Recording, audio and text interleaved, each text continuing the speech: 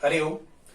ये सहनाइयाँ दे रही है दुहाई, कोई चीज अपनी हुई है पराई। किसी से मिलन है, किसी से मिलन है, किसी से जुदाई। नए रिश्तों ने तोड़ा नाता पुराना।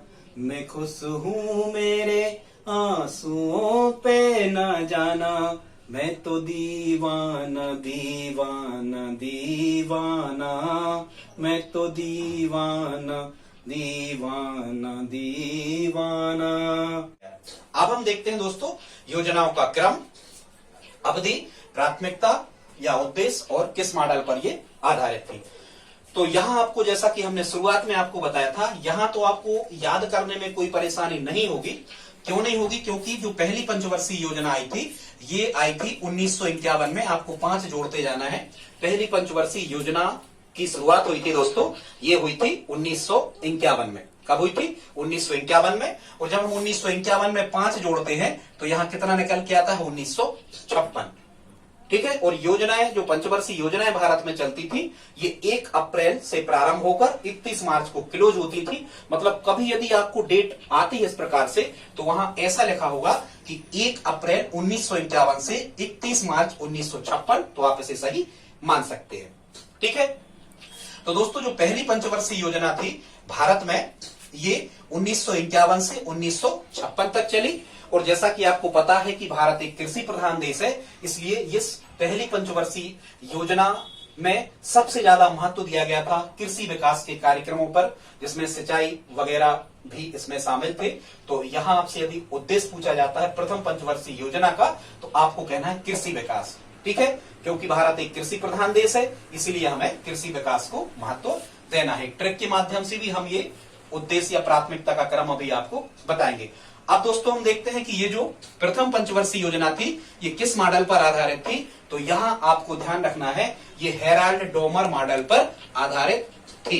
क्योंकि वैसे ही कृषि में लोग काम करते करते मरे जाते हैं, ऐसे करके आप इसको याद रख सकते हो कि प्रथम पंचवर्षीय योजना हेराल्ड डोमर मॉडल पर आधारित थी। और इसमें मुख्यतः और किस चीज का विकास किया गया था? तो इसी प्रथम पंचवर्षीय योजना में ही आपको ध्यान रखना है, यदि कृषि का विकास करना है दोस्तों, तो कृषि के साथ में आप कृषि का विकास कैसे होगा? तो कृषि का विकास जब होगा जब आप सिंचाई सुविधाओं का भी विकास करेंगे। तो इसी योजना के दौरान भारत में नदी घाटी परियोजनाओं को मंजूरी दी गई थी। भाखड़ा नागल परियोजना, दामोदर नदी घाटी परियोजना, ब्यास नदी घाटी परियोजना, ये 3 मुख्य परियोजनाएं प्रथम पंचवर्षीय योजना के दौरान भारत में लाई गई थी। और इन्हें पंचवर्षीय और इन सभी नदी घाटी परियोजनाओं को आगे बढ़ाने का श्रेय नेहरू जी को जाता है। ठीक है। नदी घाटी परियोजनाओं को तो उन्होंने भारत के मंदिर ही कहा है नेहरू जी ने, कभी कोई प्रश्न आता है। अब हम देखते हैं दोस्तों जो दूसरी पंचवर्षीय योजना है, दूसरी पंचवर्षीय योजना, अब देखो जहां से समाप्त होगी पंचवर्षीय योजना वहीं से आपको प्रारंभ करना होगी। ठीक है। क्योंकि ये अप्रैल मार्च मतलब साल पूरा नहीं हुआ। तो दूसरी पंचवर्षीय योजना 1956 से प्रारंभ होकर 1961 में ये समाप्त होती है।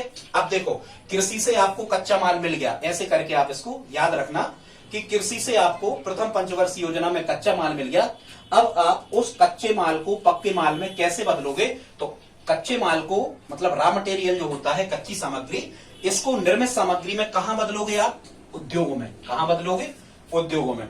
या फिर ऐसा काम करना कि 1 नंबर का कार्य क्या कहलाता है? जो लोग कृषि करते हैं वो बिल्कुल ईमानदारी से 1 नंबर का कार्य करते हैं। तो पहली पंचवर्षीय योजना में हो गया कृषि। 2 नंबर के काम कहां होते हैं? देखो दूसरी पंचवर्षीय योजना बता रहे, तो 2 नंबर के काम कहां होते हैं? उद्योगों में। नकली मिलावटी सामान बन रहा होता है। तो दूसरी पंचवर्षीय योजना का उद्देश्य क्या था? तीव्र औद्योगिकरण। ठीक है। और यदि आपको औद्योगिकरण करना है तो आपको 20-20 लाख की लागत लगाना होगी। और उद्योगों का विकास कौन कर सकता है? उद्योगपति कौन होता है? जिनके महल बने होते हैं दोस्तों। तो यहां से आप याद रख सकते हो कि जो दूसरी पंचवर्षीय योजना थी इसका उद्देश्य था भारत में तीव्र औद्योगिकरण को बढ़ावा देना और ये तीसरी महालनोबिस मॉडल पर आधारित थी। दोस्तों यहां से एक प्रश्न और बहुत इंपॉर्टेंट बनता है कि भारत में 3 बड़े लौह इस्पात कारखाने, भारत के 3 बड़े लौह इस्पात कारखाने किस पंचवर्षीय योजना के दौरान खोले गए थे? तो आपको कहना है भारत के 3 बड़े इस्पात कारखाने दूसरी पंचवर्षीय योजना के दौरान खोले गए थे, क्योंकि कारखाने मतलब उद्योग मतलब 2 नंबर का काम, ऐसा आप याद रख सकते हो। कौन कौन से 3 बड़े कारखाने थे इस्पात के कारखाने? दोस्तों एक तो था भिलाई इस्पात कारखाना जो रूस के सहयोग से खोला गया था छत्तीसगढ़ में, दूसरा जो था दुर्गापुर ये ब्रिटेन के सहयोग से खोला गया था पश्चिम बंगाल में दोस्तों, और जो तीसरा था ये राउरकेला उड़ीसा में खोला गया था जर्मनी के सहयोग से। इनको आप नोट कर लेना, बहुत इंपॉर्टेंट है, पूछे जाते हैं। आगे देखते हैं दोस्तों, ये 61 पे समाप्त हुई थी। तीसरी पंचवर्षीय योजना प्रारंभ होना है 1961 से 1966 तक। ठीक है, अब यहां कृषि का विकास हो गया, औद्योगिकरण भी हो गया। तो जब कृषि का विकास हो गया और औद्योगिकरण भी हो गया तो फिर क्या होगा? देश हमारा आत्मनिर्भर बनेगा और स्वावलंबी होगा। क्या बनेगा? आत्मनिर्भरता की प्राप्ति और स्वावलंबी बनना, ये तीसरी पंचवर्षीय योजना का उद्देश्य है।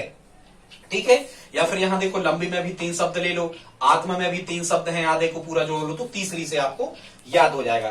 दोस्तों जो तीसरी पंचवर्षीय योजना थी ये किस मॉडल पर आधारित थी? यहां से भी आपसे प्रश्न पूछे जाते हैं।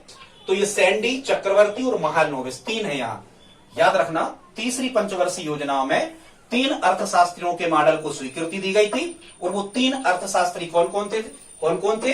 सैंडी, चक्रवर्ती और महालनोबिस। ठीक है दोस्तों, कभी कभी आपसे ऐसा भी पूछा जाता है कि भारत की कौन सी पंचवर्षीय योजना ऐसी थी जो पूर्णतः असफल हुई? तो दोस्तों ध्यान रखना, ये वही है तीसरी। अपन कहते 3 तगाड़ा काम बिगाड़ा, ऐसे करके आप याद रखना, 3 तगाड़ा काम बिगाड़ा। तीसरी जो पंचवर्षीय योजना थी ये पंचवर्षीय योजनाओं के इतिहास में सबसे असफल पंचवर्षीय योजना रही, क्योंकि आप टाइम पीरियड देख रहे हो 1961 से 1966 तक। क्यों असफल रही?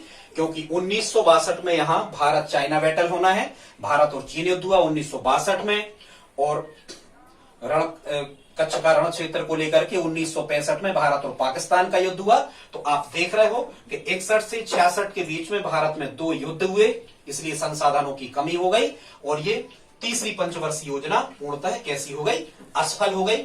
इसके बाद दोस्तों 1966 के बाद में भारत में जब पंचवर्षीय योजनाएं असफल हो जाती हैं तो यहां प्रारंभ होता है योजना अवकाश। अभी देखो 3 याद करने में आपको कोई दिक्कत नहीं है, 51 से 56, 56 से 61, 61 से 66, 5-5 आप जोड़ते गए। अब यहां पर योजना अवकाश होगा। क्यों होगा? आप समझ रहे हो, क्योंकि युद्ध के दौरान भारत के संसाधनों का विनाश हुआ, संसाधनों में कमी आ गई। तो यहां आपको याद रखना है, बहुत इंपॉर्टेंट, इन सनों को याद रखने का एक सबसे सरल तरीका है उल्टा तरीका, वो हम आपको बता रहे हैं। उल्टा तरीका छात्रों क्या है कि 1966 से 3 साल आपको लेना है, 1966 से 1969 तक के टाइम पीरियड को कहा जाता है योजना अवकाश काल। फिर से सुने, बहुत इंपॉर्टेंट फैक्ट, यहां से प्रश्न आता है ये कि योजना अवकाश काल किसे कहा जाता है। ठीक है, ऐसा लिखा है तो भी आप 66 से 69 का टाइम पीरियड बताएं, या प्रथम योजना अवकाश काल किसे कहते हैं तो भी आप 1966 से 1969 का टाइम पीरियड बताएं। इसे हम योजना अवकाश का काल कहते हैं, क्योंकि 1966 से 1969 के बीच में पंचवर्षीय योजनाएं नहीं चली, यहां 3 एक वर्षीय योजनाएं चलाई गई थी। तो एक इस तारीख को आप मेमोराइज करें, याद कर ले। दूसरा योजना अवकाश का जो काल है स्टूडेंट्स, ये 1978 से 1980, यहां भी 2 एक साल की वार्षिक योजनाएं चलाई गई। तो ये 2 हमने यहां लिखा है, 2 वार्षिक योजनाओं के लिए। और तीसरा जो अवकाश काल है ये 1990 से 1992, तो ये भी 92 में से 90 घटे 2, यहां भी 2 साल की एक वर्षीय योजनाएं चलाई गई। तो इस प्रकार से 3 और 2 5 और 2 टोटल मिला के कितनी हो जाती है? 7 हो जाती हैं। और यहां हमने यही आपको बताया है, यहां लिखा है देखो आप, कि अब तक भारत में 7 एक वर्षीय योजनाएं और 12 पंचवर्षीय योजनाएं चलाई जा चुकी हैं। तो आई होप आप इतना समझ गए होंगे, इतने को आप याद कर लें। ठीक है, थोड़ा सा और आप ध्यान दें कि 1978 से 80 का जो टाइम पीरियड है, यहां जो एक साल की योजनाएं बनाई गई थी उन्हें रोलिंग प्लान के नाम से जाना जाता है। बहुत इंपॉर्टेंट फैक्ट, 1978 से 80 वाले टाइम पीरियड को रोलिंग प्लान के नाम से जाना जाता है। अलग से प्लान आया था विकास का, जिसे रोलिंग प्लान कहा गया था। दोस्तों इसके बाद में हमें इतना ध्यान रखना है कि देखो ये जो 66 से 69 का टाइम पीरियड है, तो यहां जब हम कभी भी चर्चा करते हैं कि भारत में हरित क्रांति की शुरुआत कब हुई, तो 1967 और 68 इस टाइप का वहां पे जो सन होता है वो लिखा होता है 1967-68 लगभग। तो 1967-68 या 66-67 सब सही है, ऑप्शन से तय होता है दोस्तों। इस टाइम पीरियड पर भारत में हरित क्रांति की शुरुआत होना है। तो यदि यहां से आपको प्रश्न आता है कि भारत में हरित क्रांति की शुरुआत किस टाइम पीरियड पर हुई थी, तो आपको ध्यान रखना है योजना अवकाश के दौरान भारत में हरित क्रांति की शुरुआत हुई थी। किसके द्वारा? डॉक्टर एमएस स्वामीनाथन के द्वारा। डॉक्टर एमएस स्वामीनाथन भारत में हरित क्रांति के जनक कहे जाते हैं और विश्व हरित क्रांति के जनक कहते हैं डॉक्टर नॉर्मन बोरलॉग को। दोस्तों हरित क्रांति के द्वारा मुख्यतः भारत में कृषि उत्पादन को बढ़ावा मिला और मुख्यतः गेहूं और चावल उत्पादन को बढ़ावा मिला। हरित क्रांति में मोटे अनाजों का उत्पादन लगभग स्थिर रहा है। ये फैक्ट और आप समझ ले हरित क्रांति के। अब हम देखते हैं दोस्तों कि यहां तक आ गए थे हम 1969 तक। हाँ, हमें यह ध्यान रखना है कि जो भी सन हम यहां पर देख रहे होते हैं, जिस सन से ये समाप्त हो रही है एक वर्षीय योजना, वार्षिक योजना, हमें उसी से प्रारंभ करना है अगली पंचवर्षीय योजना। तो जो चौथी पंचवर्षीय योजना होगी, चौथी पंचवर्षीय योजना ये 1969 में। अब आप फिर 5 जोड़ो तो 69 5 74, मतलब चौथी पंचवर्षीय योजना 1969 से 1974 तक चलेगी। ये आप ध्यान रखें। और जो चौथी पंचवर्षीय योजना है, इसका उद्देश्य क्या था? अधिक आत्मनिर्भरता की प्राप्ति या फिर अधिक स्थिरता की प्राप्ति करना। ये चौथी पंचवर्षीय योजना का उद्देश्य था। दोस्तों एक चीज और ध्यान रखना है कि चौथी, जैसे हम कहें कि बैंक हमारी व्यवस्था का चौथा स्तंभ है, ऐसे आप ध्यान रखना। तो यहां इंदिरा जी के द्वारा 14 बड़े बैंकों का राष्ट्रीयकरण कर दिया गया था। मतलब जो निजी बैंक थे इनको सरकारी घोषित कर दिया गया था। प्रधानमंत्री थी इंदिरा गांधी जी, इनके टाइम पीरियड पर पहली बार चौथी पंचवर्षीय योजना के दौरान 1969 में भारत में 14 बड़े बैंकों का राष्ट्रीयकरण किया गया था। एक चीज और आप याद रखने, चौथी से याद रखना चांद। चौथी चांद पर कौन ले जाता है हमें? इसरो वगैरह हमारी मदद करते हैं अंतरिक्ष में या चांद पर ले जाने में। तो यहां आप याद रखना कि भारत में इसरो की स्थापना भी चौथी पंचवर्षीय योजना के दौरान होना है। ठीक है, भारत का अंतरिक्ष अनुसंधान संगठन ये कहलाता है इंडियन स्पेस रिसर्च ऑर्गेनाइजेशन। दोस्तों इसरो का फुल फॉर्म होता है Indian Space Research Organisation. ISRO भारतीय अंतरिक्ष अनुसंधान संगठन इसको हिंदी में कहते हैं। इसकी स्थापना भारत में 15 अगस्त 1969 को हुई थी और इसरो का जो मुख्यालय या हेडक्वार्टर है ये बेंगलुरु कर्नाटका में है। तो आई होप आप इतना समझ गए होंगे। ठीक है, ये हमने आपको बता दिया कि 1966 से 1969 तक इसे योजना अवकाश का काल कहा जाता है। 3 एक वर्षीय योजनाएं यहां पर लाई गई थी। दोस्तों आगे देखते हैं 5वीं पंचवर्षीय योजना को। तो यहां जो 5वीं पंचवर्षीय योजना है, ये यहां फिर देखो आप, यहां 1978 से 1980, 1978 से 1980 में फिर यहां पर ब्रेक है। तो देखो आप 5वीं पंचवर्षीय योजना 1974 से चालू होना है और 1978 पर ये क्लोज हो जाती है। मतलब देखो 74 5 कितने हो रहे थे? 79 होना थे, लेकिन यहां कितने हैं?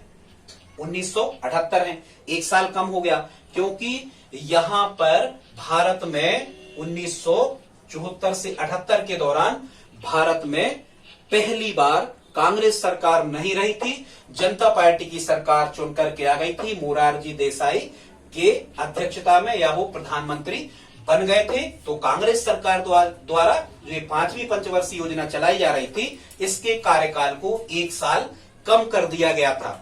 क्या कर दिया गया था? 1 साल कम।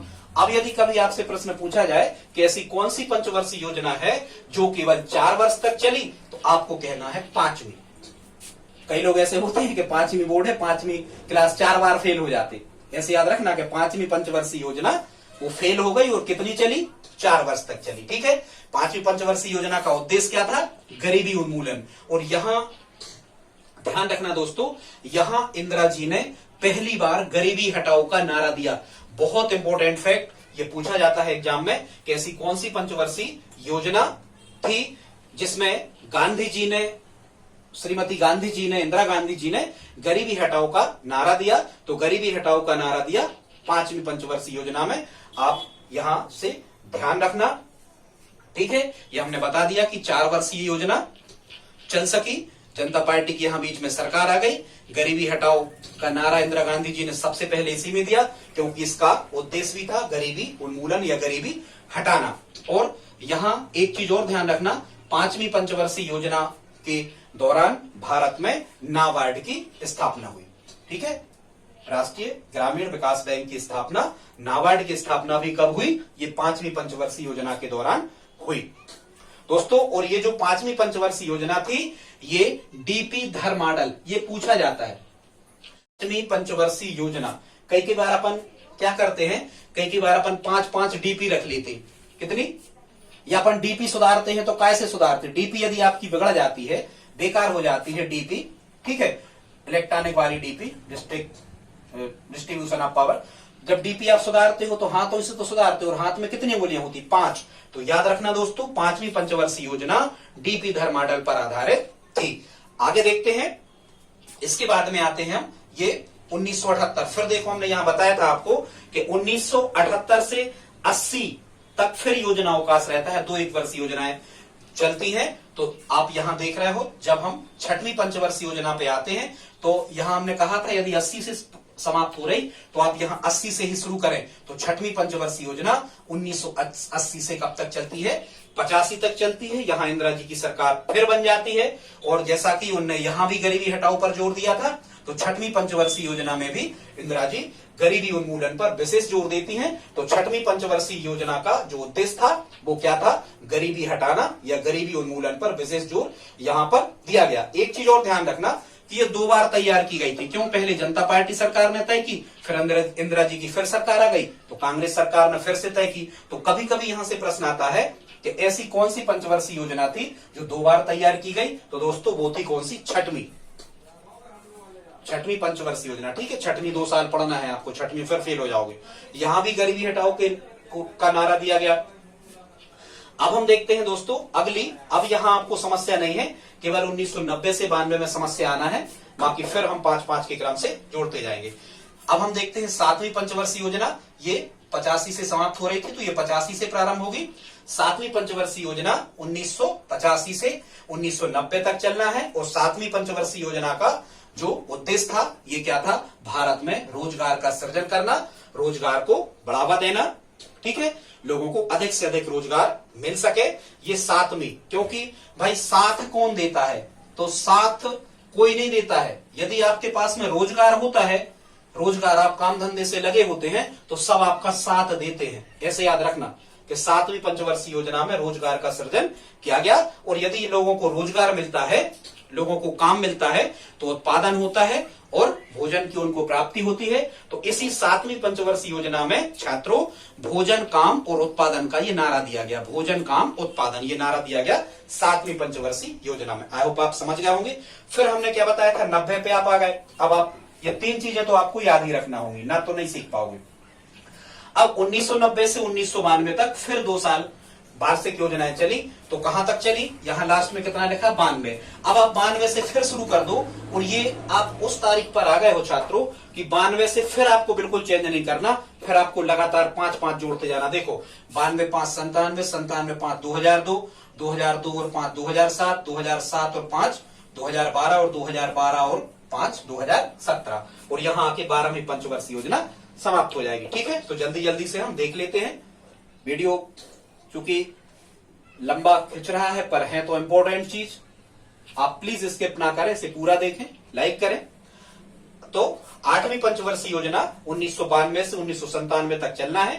कृषि व मानवीय विकास इस योजना का प्रमुख उद्देश्य था। इसी में प्रधानमंत्री रोजगार योजना की शुरुआत की गई। 8वीं पंचवर्षीय योजना कैसे आप इसको याद रखोगे? वो बैंक वाले कहते हैं ना कि आपको PMRY, प्रधानमंत्री रोजगार योजना के तहत यदि आपको लोन लेना है, तो वो कहते हैं आप 8वीं पास हो के नहीं, 8वीं की मार्कशीट लगेगी।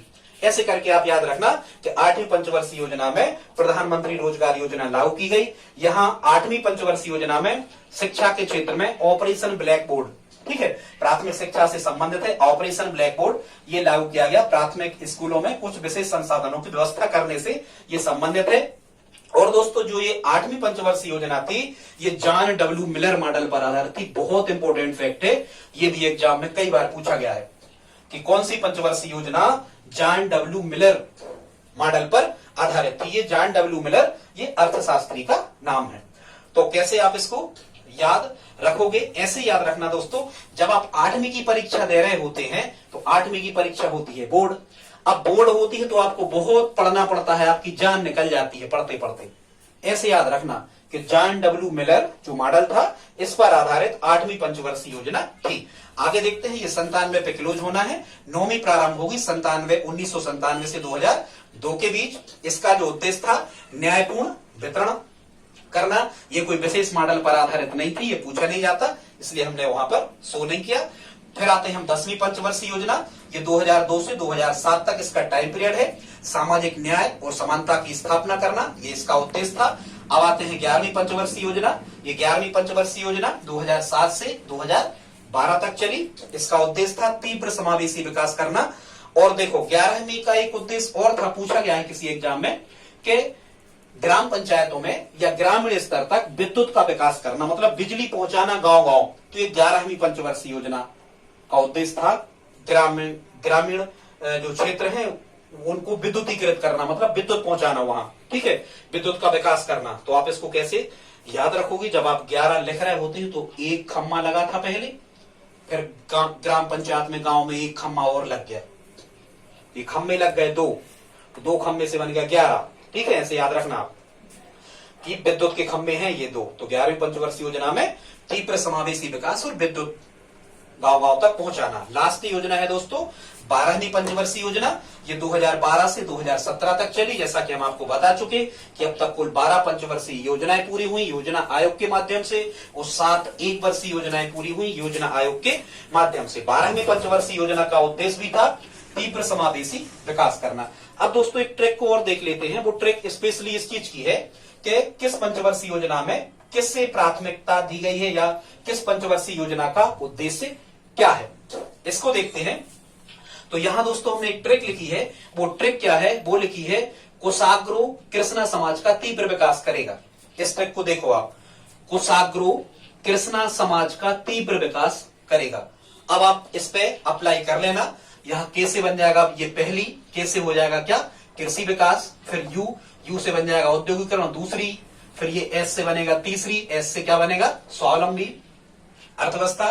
फिर यहाँ ए फिर लिखा है ए, तो ए से बनेगा स्थिरता, विकास में स्थिरता लाना या आत्मनिर्भरता की प्राप्ति करना।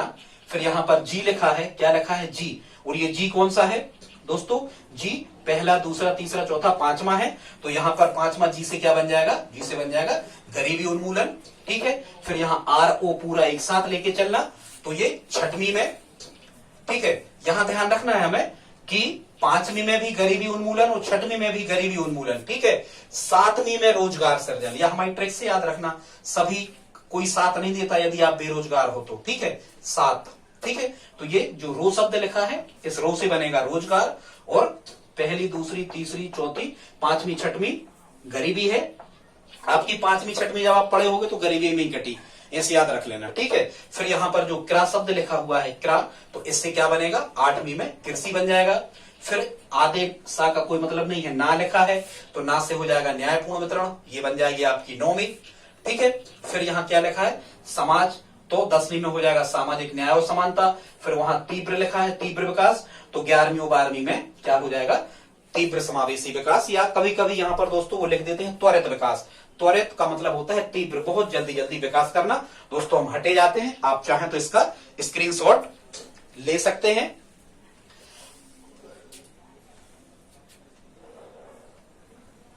दोस्तों आप बताएं आज का वीडियो कैसा लगा, प्लीज आप हमें कमेंट बॉक्स में लिख करके बताएं। हम एमपी पटवारी की पूर्णतः क्रम से पूरा पंचायती राज एवं ग्रामीण अर्थव्यवस्था की फ्री तैयारी यूट्यूब के माध्यम से कराएंगे। प्लीज आप लाइक करें और हमारी हेल्प करें। इस वीडियो को अपने दोस्तों के साथ स्टडी ग्रुप में शेयर जरूर करें। मिलते हैं अगले वीडियो में, तब तक के लिए जय हिंद, जय भारत।